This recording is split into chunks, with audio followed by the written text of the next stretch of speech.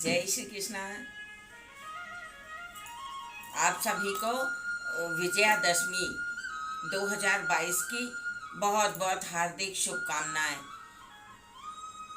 मैं आप लोगों को अग्रिम शुभकामनाएं दे रही हूँ ताकि जो मैं कार्य बताऊँ उसे आप करें और उसका लाभ उठाएं। तो विजयादशमी के दिन नीलकंठ पक्षी के दर्शन करना बहुत ही शुभ माना गया है। और वैसे तो नीलकंठ महाराज के शहरों में तो दर्शन हो ही नहीं पाते हैं, मगर अगर कभी हो जाए तो समझ लो कि ये ना सारे भाग्य के ताले खुल जाते हैं और बहुत ही अधिक शुभ माना गया है। तो ये जब समुद्र मंथन हुआ था, देवासुर संग्राम के समय पे समुद्र मंथन हुआ, तो उस समय हलाहल विष निकला था समुद्र में से। तो उसे शिवजी ने अपने पी लिया था, तो उनका कंठ नीला पड़ गया था। तो उसी समय सभी देवताओं ने उनका नामकरण नीलकंठ के नाम से किया था। तो तब से भोलेनाथ का एक नाम नीलकंठ भी है। तो वो तब से नीलकंठ कहलाते हैं। और ये जो नीलकंठ पक्षी है ये भी उन्हीं के नाम से पहचाना जाता है। इसे भी साक्षात शिव जी का अवतार ही मानना चाहिए, क्योंकि इनका भी नाम नीलकंठ है और भोलेनाथ का भी नाम नीलकंठ है।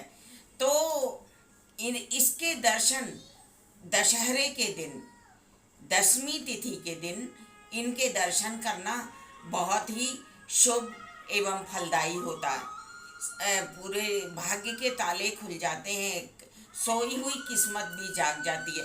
और नीलकंठ को हमारा प्रतिनिधि भी माना जाता है, जो हमारा संदेश लेके प्रभु के पास जाते हैं और प्रभु को हमारा संदेश देते हैं।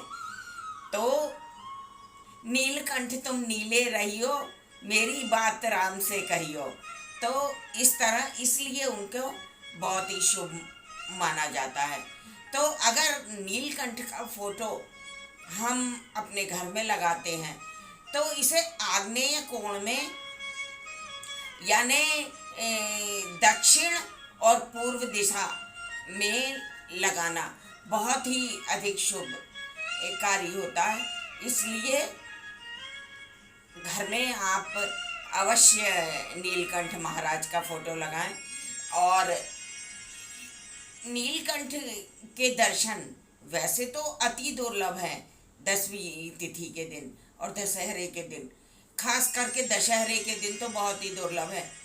तो अगर वहाँ शहरों में इसका दर्शन ना हो पाए तो गांव में अपने घर से थोड़ी दूर, आजकल तो सबके पास गाड़ियाँ घोड़े सब कुछ होता है, तो थोड़ा सा गांव की तरफ निकल जाएं जहाँ पर फसलें लगी हो, गेहूँ चना सोयाबीन लगा हुआ हो, तो वहाँ पे तो अवश्य ही रहते हैं नीलकंठ महाराज।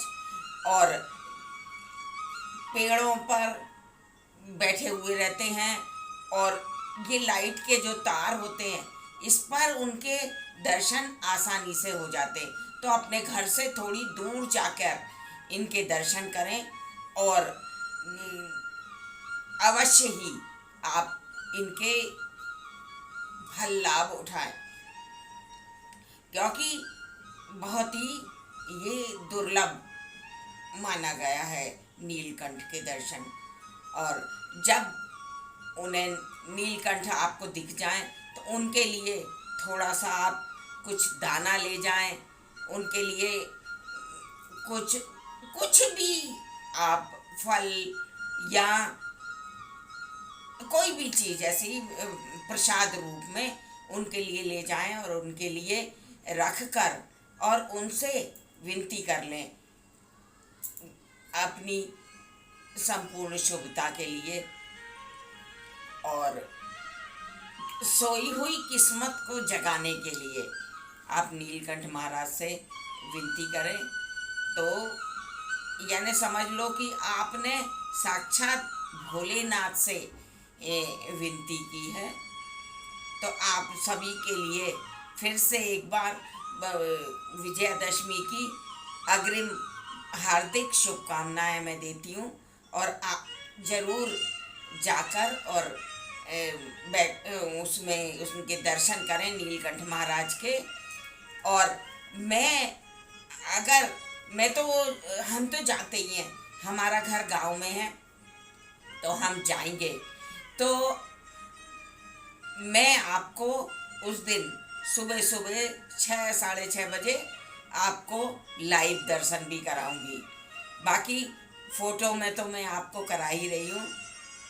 बस आप लोगों की सभी की शुभकामना की इच्छा करते हुए मैं आपको बहुत बहुत शुभकामनाएं देती हूँ विजयादशमी की। जय श्री कृष्ण।